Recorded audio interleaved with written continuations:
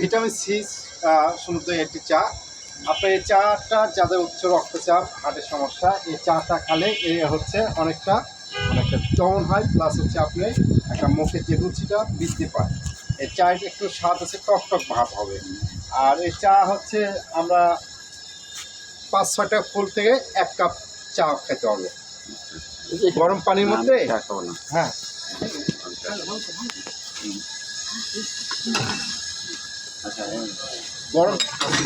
গরম পানির মধ্যে একটু খেয়ে একটু খেয়ে চা খাবো না। ছাড়া একটা খাই। আচ্ছা আচ্ছা আচ্ছা,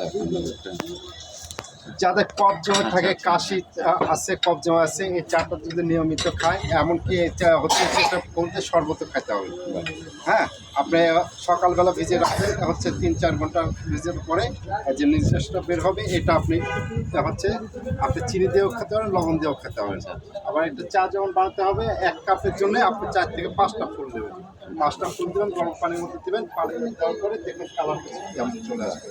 আর এমন যখন চলে আসবে তখন আপনি যদি হচ্ছে আপনি বলেন যে খাবো আসবেন নাকি আপনারা?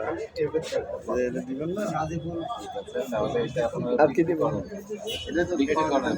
এটা এগুলা বিক্রি হয়। এগুলো কি